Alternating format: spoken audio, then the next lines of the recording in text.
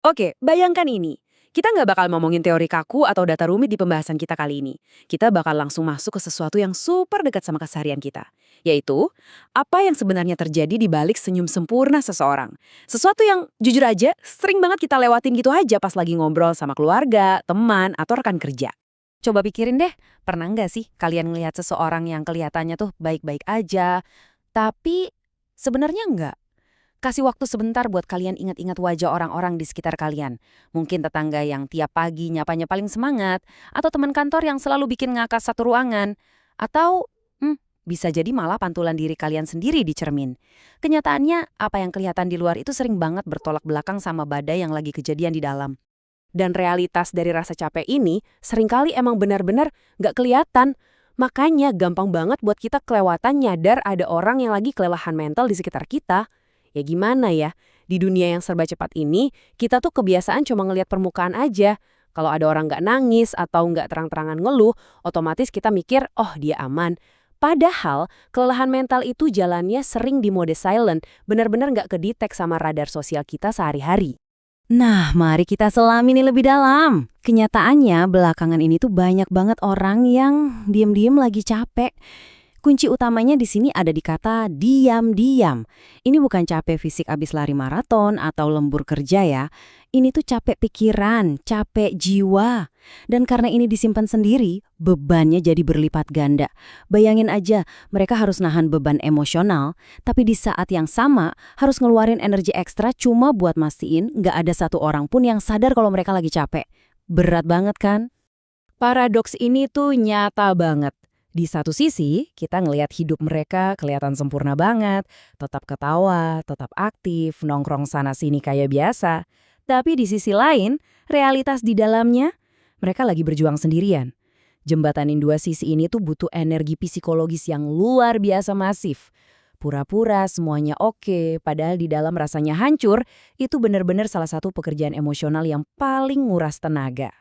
Ada satu observasi yang menurutku tajam banget soal ini. Bunyinya gini, mereka tetap ketawa, tetap aktif, tapi di dalam lagi berjuang sendiri. Coba deh rasain beratnya kalimat itu. Ini semacam pengakuan, sekaligus apresiasi buat usaha luar biasa yang dilakuin orang-orang di sekitar kita tiap hari.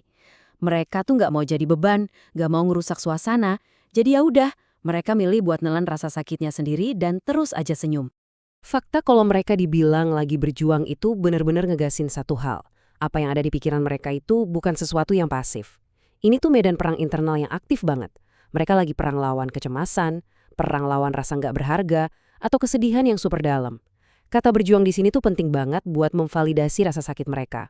Ini ngasih tahu kita kalau biarpun lukanya nggak berdarah atau nggak kelihatan mata, pertempuran yang mereka hadapi itu 100% nyata dan butuh keberanian luar biasa tiap detiknya. Terus yang bikin makin menarik, fenomena sehari-hari ini ternyata ada penjelasannya dalam ranah psikologi. Kondisi ini sering banget dikaitin sama yang namanya hidden emotional distress atau tekanan emosional tersembunyi.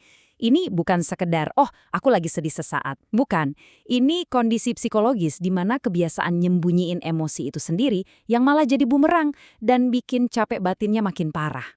Nah, nyadar akan semua ini ngebawa kita ke satu pertanyaan yang super penting. Kalau akhirnya seseorang ini udah nyampe batasnya, udah capek sembunyi, terus mutusin buat lepas topeng di depan kalian, apa sih yang sebenarnya mereka butuhin dari kita? Ini momen yang bener-bener rapuh banget. Gimana respons kita di detik-detik pertama mereka buka diri, itu bisa nentuin banget apakah mereka bakal ngerasa aman atau malah nyesel dan nutup diri lagi rapet-rapet. Dan ini tuh ngegambarin dengan pas banget apa yang harusnya kita lakuin. Mereka cuma butuh didengar, ditemani, dan gak dihakimi. Simple kan? Tapi coba perhatiin deh, apa yang gak ada di daftar itu. Gak ada keharusan buat kita ngasih nasehat atau ngasih solusi.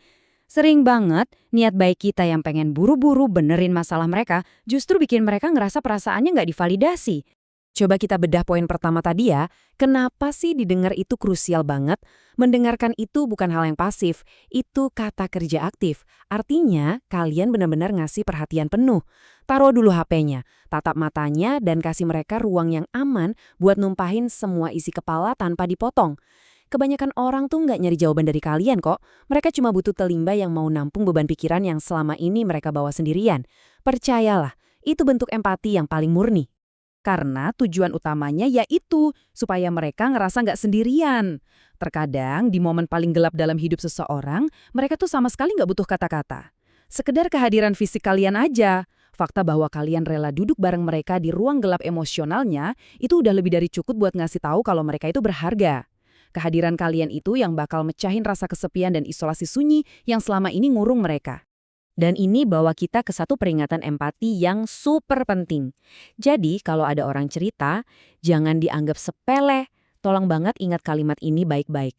Kalau ada orang yang biasanya ceria, super mandiri, terus tiba-tiba datang ke kalian dan bilang kalau mereka lagi capek atau sedih, sadari kalau butuh keberanian yang luar biasa besar buat mereka ngeruntuhin tembok pertahanan itu. Jangan pernah ngeremehin perasaannya dengan ngomong, "Ah, masa sih?" Atau "Perasaanmu aja kali." Hargai kerentanan itu. Poin paling krusialnya ada di sini. Bisa jadi itu satu-satunya cara dia bertahan. Coba biarkan bobot dari kata bertahan ini meresap ke dalam pikiran kalian. Waktu seseorang yang nyimpen luka diam-diam ini akhirnya ngomong, itu tuh bukan sekedar keluhan biasa. Itu adalah sinyal SOS, sinyal darurat. Mereka nggak lagi cari perhatian. Mereka itu beneran lagi nyari pegangan supaya nggak tenggelam. Dari tadi di sesi ini fokusnya kan ke gimana cara mahamin dan bantu orang lain. Tapi sekarang, coba kita ngaca sebentar. Apakah kalian sendiri yang lagi ngerasa capek secara diam-diam saat ini?